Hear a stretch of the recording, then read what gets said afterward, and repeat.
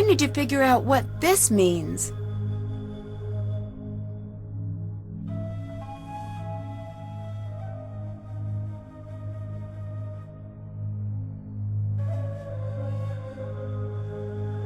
My dictionary could help translate that. That's not good.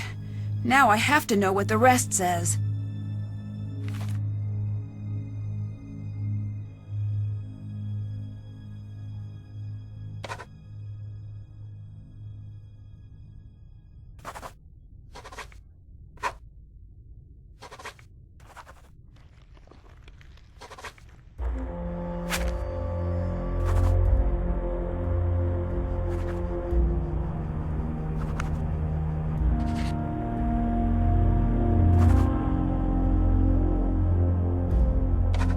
That's not good.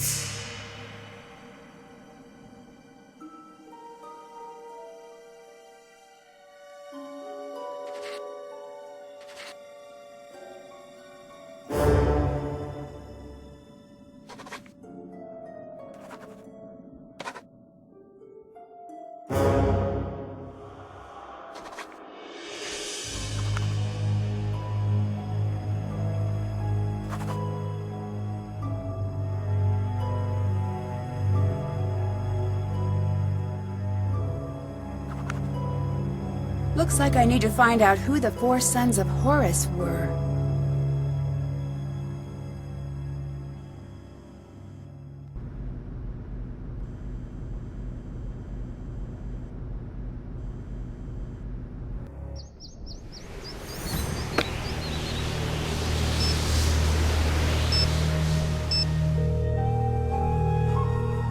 Hotchkiss here? It's Nancy Drew. Oh, Francine, dear, I'm so glad you called. I've been having the most infuriating problem with my internet. This is Nancy Drew. Oh, you young people are so refreshing, always in search of new identities. The problem is that I downloaded this program called Weather Monkey. At my age, it's important that I keep abreast of all meteorological developments. But now I'm starting a new book, and I can't focus on my work because the Weather Monkey keeps yelling the weather at me. Maybe you should uninstall it? I will do no such thing. That would be tantamount to murder. Maybe turn it down? Brilliant and fantastic. Oh, yes, Samantha, you are a ticket. I would love to help you, but how do I know you again? Nancy, Drew. We've met a few times. Aha, now I remember you. If life were a good book, you'd be my favorite reoccurring character. I'm in Egypt, and I need your help. Egypt? Well, why didn't you say that instead of chattering away about my internet problems? I don't know how to respond to that. I read your book, and I thought maybe you could help. You found my book while you were in Egypt. The serendipity is as delectable as Chateaubriand smothered in lavender lemon juice. I am at your disposal. I didn't exactly find it. You sent it to me. You even signed it. Oh, dear, I sign and send lots of things.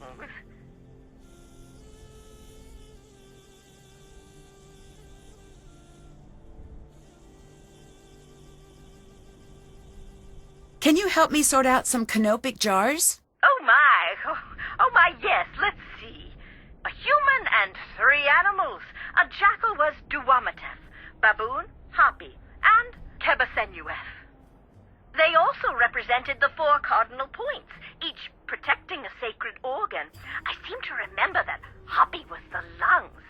Have you heard of an expedition that went off in search of Nefertari years ago? Oh, yes. The team in which everyone died. Is that the one? Yes. Do you think that story is true? Oh, heavens, yes. It's deadly out there in the desert. Think about it. You're going out there in search of dead bodies. There must be a reason they're in favor of the area. But this expedition wasn't searching for QV66, right? Indeed not. That had already been discovered. They were searching for Nefertari's mummy. What do you think happened to them? Oh, it's best you not concern yourself about that now, given your current location.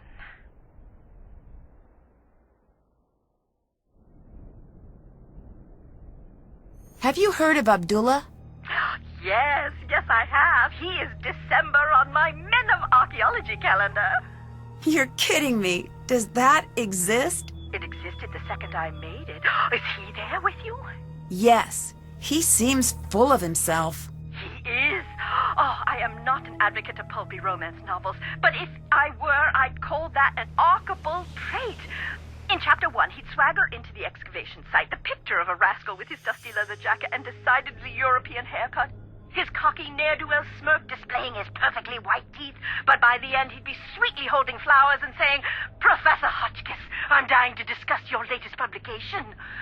A colleague of mine has guilted me into editing her latest romance novel, and I must confess I cannot wait until the project is completed. Reading page after page is absolutely wreaking havoc on my metaphors.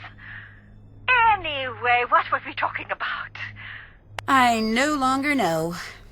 Abdullah, that's what. He's a cold-blooded hotshot with only one setting. Success. Oh, sorry, I've also been helping my nephew break into the movie trailer business. Oh, Hotchkiss, why must you always burn the candle at both ends? He's a good archaeologist who knows Egypt inside and out. He could teach you a thing or two, just don't pick up the attitude.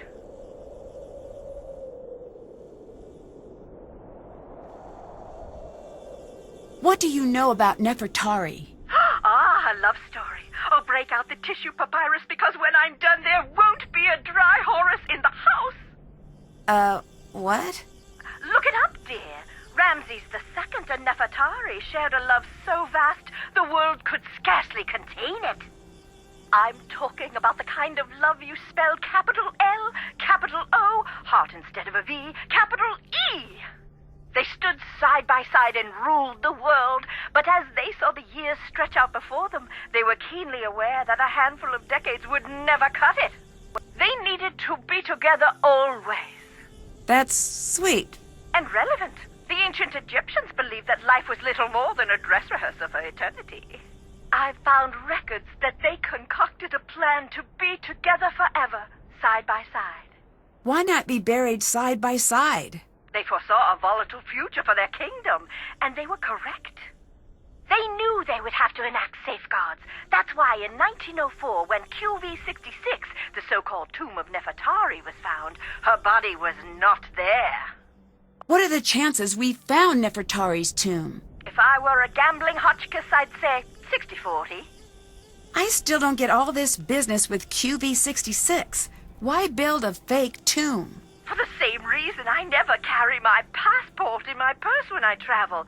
Some things are too valuable to leave in a tempting place.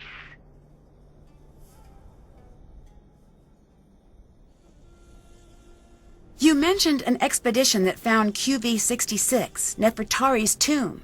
It was one of the most significant finds in archaeology. They call it the Sistine Chapel of Egypt. It's where my fascination with the royalty of Egypt was born. The color alone took my breath away. We think of ancient Egypt as being a subdued sand color, but it was a riotous display with all the visual delights of a midsummer gelato shop cooler case.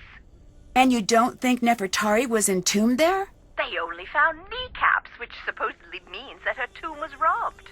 You disagree? I do. What good is the mummy without the context? It's the placement in the tomb that makes the mummy valuable.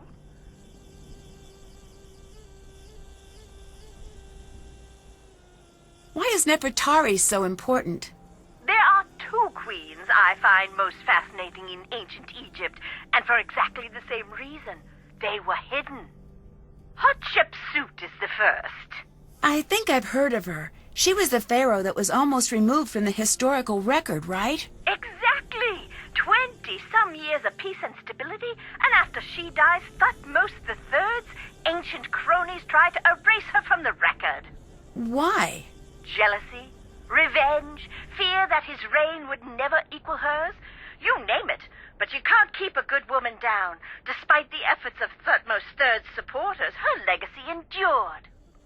And Nefertari? In my opinion, she's the opposite. She was obsessively preserved in the historical record, but it was her tomb that was hidden. How sure are you that Nefertari's tomb was hidden? There was something strange about QV-66. I think that might be why it is off limits to this day. It is? To you and me, at the very least. There is a rumor that the tomb has a clue to the true location of Nefertari's mummy. Really? Who knows? I'll tell you this. I didn't have time to read all of the hieroglyphs, but I noticed that the syntax was a little, shall we say, wonky? I don't know how hieroglyph syntax could be non-wonky. True, but it was almost as if Nefertari and Ramses II had their own language.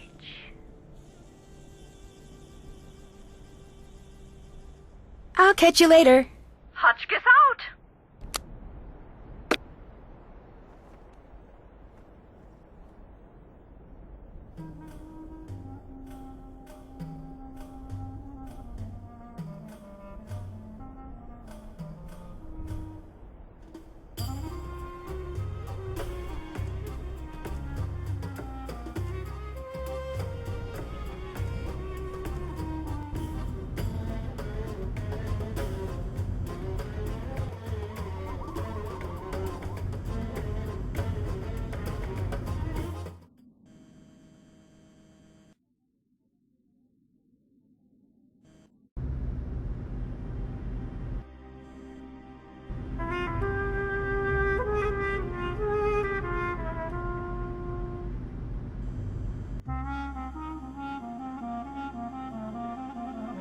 It looks like the red scarab is missing.